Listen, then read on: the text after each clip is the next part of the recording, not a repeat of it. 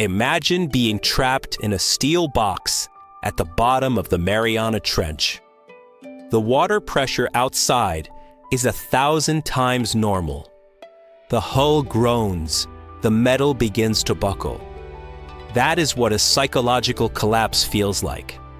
3 years ago, my hull breached. Everything I built was crushed in a matter of months. My career vanished.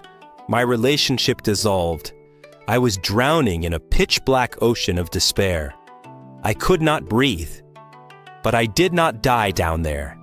I survived because I found a lifeline in the most unexpected place. A classified psychological framework used by Soviet deep-cover spies. This is how the KGB engineered human beings to be completely immune to rock bottom. When your life falls apart, people offer terrible advice. They tell you to look on the bright side. They hand you self-help books filled with toxic positivity.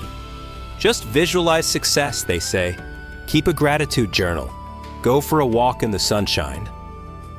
But sunshine does not reach the bottom of the trench. Standard therapy tools often break under extreme pressure. Cognitive behavioral therapy asks you to reframe your thoughts.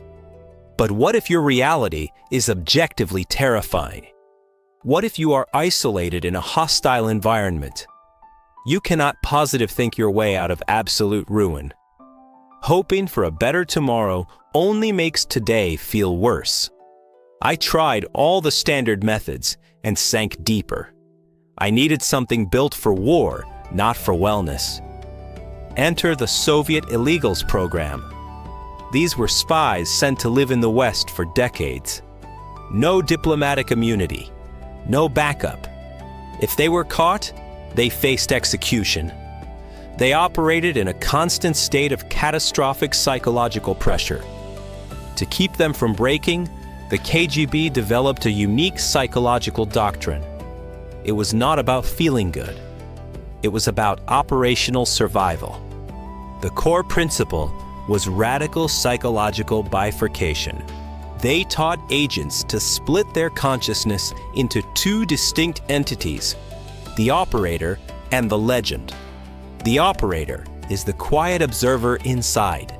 The legend is the character navigating the hellish reality. When pain hits, it hits the legend, not the operator. This framework turns despair into merely a data point. The first mechanism is building the firewall of identity. When my life collapsed, my identity collapsed with it. I thought I was my job, my relationships, my bank account. Soviet training demanded the opposite. An agent must never attach their self-worth to their external life, because the external life is just a cover story. I started treating my broken life as a blown cover. The failure was not mine. It belonged to the character I was playing. I mentally stepped back. I became the handler, watching the agent on a screen. Oh, the agent is out of money. The agent is experiencing a panic attack. What is the next logical step for the agent to take? This removed the shame instantly. I was no longer a victim. I was a tactician solving a puzzle. The second mechanism is micro-anchoring. Spies in deep cover do not focus on the 5-year plan. Looking at the big picture induces paralyzing vertigo. When the KGB interrogators applied pressure, agents shrank their world. They focused only on the next 3 seconds. Breathe in, breathe out. Drink a glass of water. Tie your shoes. I adapted this to my own ruin. I stopped trying to fix my life.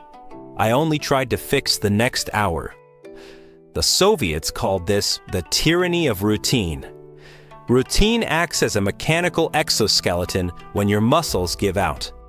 I washed dishes with military precision. Every small completed task rebuilt my psychological armor. But this armor comes with a terrifying cost. If you wear the mask too long, it fuses to your face. The Soviet framework is highly effective, but highly toxic. It relies on profound dissociation.